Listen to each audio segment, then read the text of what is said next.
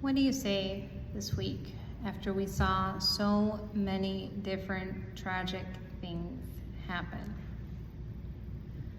We learned of the death of Hirsch Goldberg Poland, and I know for many of you, you saw his parents speak at the DNC, or maybe you came across his story online.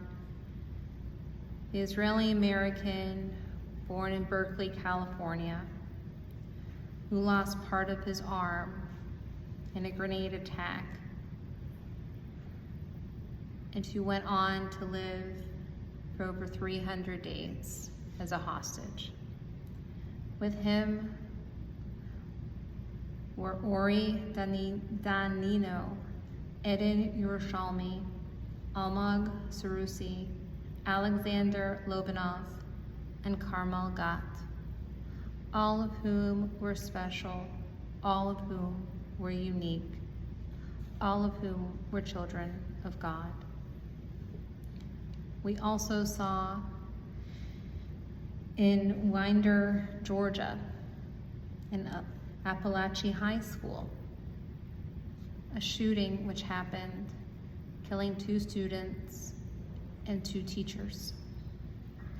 As if that wasn't enough to make all of us question or wonder, it's not easy or hard, I should say it's not hard to do, but to look over at the war in Gaza and realize that it's simply this intractable, horrific war that has truly turned into a war of attrition. No longer something that's easily won, rather something for whom death just lingers on and on.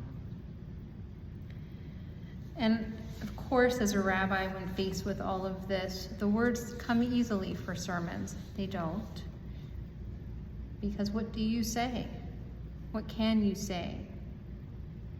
What truth can I pull from the Parsha of the week that somehow comforts not just you, but all of us here?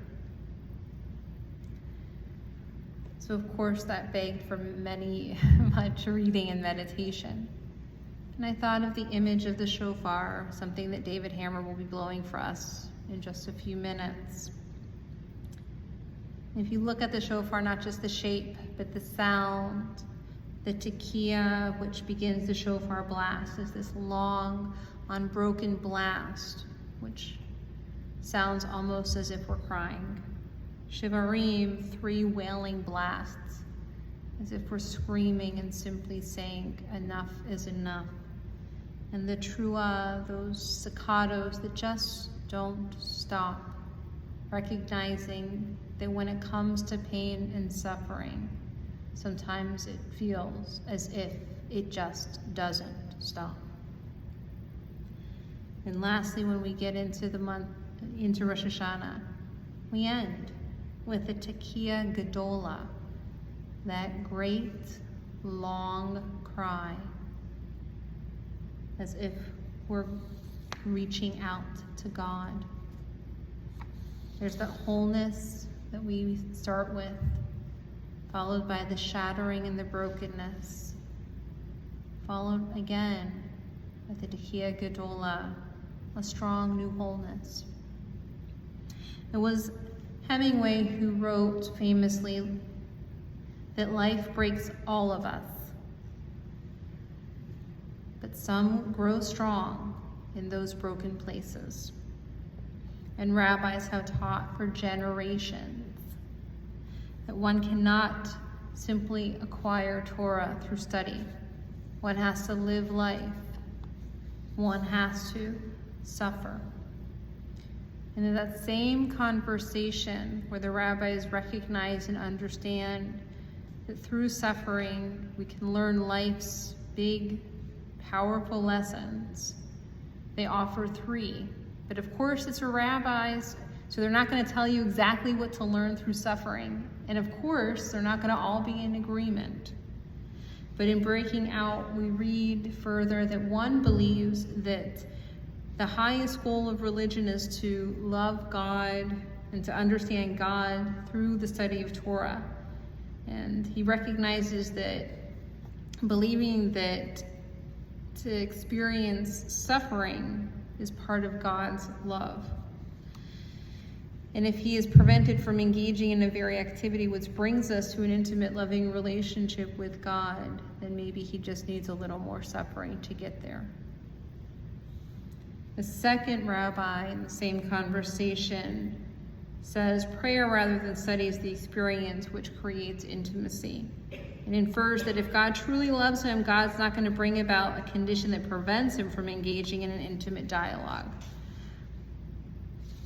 Rather, that suffering enables one to achieve greater spiritual heights than either prayer or Torah learning. Which, by the way, is what Rabbi Jonathan comes to Rabbi Yochanan. And he believes that consequently suffering is an expression of divine love, even when it prevents him from engaging in prayer or study. The Talmud records these distinct beliefs, these distinct views. It does not decide which is the correct understanding of suffering. And the truth is that as we all go through life, if we've learned anything in modern psychology about happiness or trauma or even post-traumatic growth, all of us will come through and find some meaning that is significant for our own selves. These illustrate how different teachers were prepared, though, to recognize that suffering is in part of life. That maybe it's a way that God sends judgment, maybe it's a way that God sends love, maybe it's a way that God pierces our hearts so that we can be empathetic and sympathetic to others. The idea, though, that only through suffering can teach us empathy and sympathy, of course, is tragic. Because I think we can still learn how to be kind, empathetic, and loving toward one another. We don't need suffering to do so.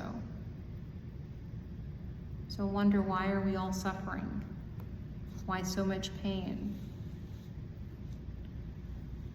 One of the things that the rabbis also teach is that when reflecting upon the story of Adam and Eve in the Garden of Eden, if you recall, they ate the apple.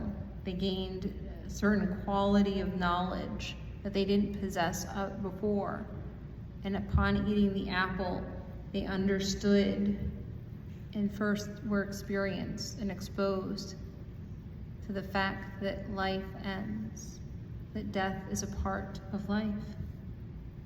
And that because of that, they're taught that it's imperative, or the rabbis teach, I should say, and teach us, that while suffering is a part of life and death comes to us all, that life is still a gift. And we're asked, what will we do with our gifts? How will we benefit those around us? What kind words can we share? What empathetic tone? What sympathetic glance? What gift can we bring to make the world better because we were in it? And so while I can't offer much comfort in the fact that, again, this week we learned of the passing of Hirsch Goldberg Polin, Ore Danino, Edin Yerushalmi, Amag Sarusi, Alexandra Lubinoff, and Carmel Gat. Nor can I say much about the two students, the two teachers who passed. I can tell you that in reading a little bit about them and looking at their social media, they were all gifts to those around them. May those gifts inspire all of us to continue to be a gift to those around all of us, to be a light shining forth, a beacon of hope, as we offer kind words, a caring glance, and a gentle hug. Shabbat Shalom.